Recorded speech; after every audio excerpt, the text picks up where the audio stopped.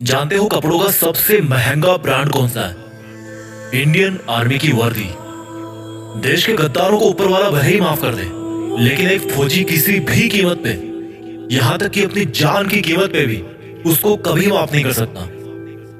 करोड़ों कमाने वाले भी ये वर्दी नहीं कमा सकते।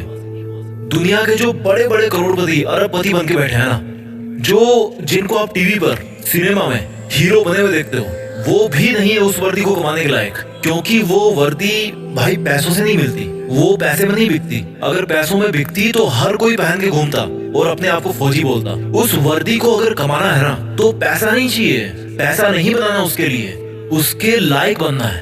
अगर उस वर्दी को कमाना है ना, तो खुद की जिंदगी, खुद की माँ की खुशी और अपने बचपन के सभी दोस्तों के साथ को कुर्बानी पे लगाना पड़ेगा। और इस कुर्बानी की हिम्मत जिसमें होती है, वही फौजी बनने के लायक होता है। अगर इस वर्दी को कमाना है ना, तो खुद को हर मोह माया से बाहर निकाल कर आग में दबाना है। कितना बड़ा दिल होता है उस माँ का जिसका बेटा या बेटी डिफेंस में होते हैं। कुछ पंक्तियां बोलना चाहता हूँ मैं उन सब खुश नसीब और हिम्मत वाले युवाओं के लिए जो अपने आप को उस वर्दी में देखना चाहते हैं कि ये आग जलती है तो जलने दे, ये आग जलती है तो जलने दे माँ, अब मुझे तू फौजी बनने दे। जाना है उस जगह, जाना है उस जगह जहां सुना है मन के मौजी बसते हैं। जाना है उस जगह जहां सुना है मन के मौजी बसते हैं। बहुत देख लिए दुनिया, चल अब फौजी बनते हैं। बहुत जीली नाकाम जिंदगी, चल अब देश के लिए कुछ काम करते हैं। फर्जी के रिश्तों में जिंदगी बर्बाद कर डाली, चल अब जिंदगी देश के नाम करते हैं। अब फौजी बनते हैं। ये सरहदें पुकारती मुझको है, ये आतंक की बदबू ललकारती मुझको है।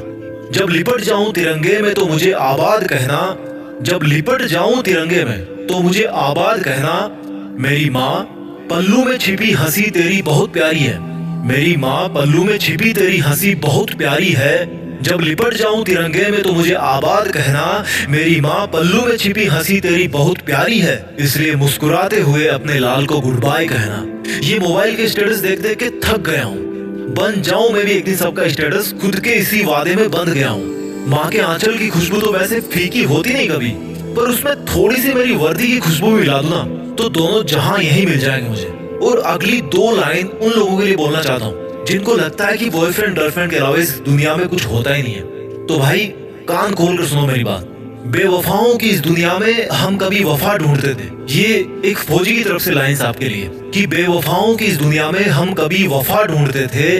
बड़े नासमझ थे जो रेगिस्तान में कमल ढूंढते थे। अरे बेवफा तुम्हारे लिए हम मरने का वादा करते थे ना, अरे बेवफा तुम्हारे लिए हम मरने का वादा करते थे ना। लेकिन सुन, इस वर्दी के लिए तो बार बार पैदा होकर मरने का मन करता है। और जो युवा ये बोलते हैं ना कि मेरी तो लाइफ में यार बहुत समस्या है, मैं क्या करूं समझ नहीं आ रहा, तो उनको केवल दो लाइन में मैं समझा दूंगा कि भाई कि तुम्हारा दुख ना बहुत छोटा है, बहुत छोटा है यार। कि हमने समंदर को भी सूखते देखा है, हमने समंदर को भी सूखते देखा है, जब जब मेहंदी वाले हाथों ने मंगलसूत्र उतार के रखा है। जिंदगी में समस्या किसके पास नहीं है, पर एक वो इंसान भी है जो फौजी की वर्दी में हर समस्या का सामना करके अपना फर्ज निभाता है, लेकिन फिर भी रोता नहीं है, मुस्कुराता है। वो फौजी जो हर बार छुट्टी से वापस आते समय यही बोल के आता है कि जल्दी फिर लौट के आऊंगा, लेकिन ये किसी को नहीं पता होता, उसको खुद को भी नहीं पता होता कि वो फिर जल्दी कब आने वाला है ना हिम्मत, है ना हिम्मत।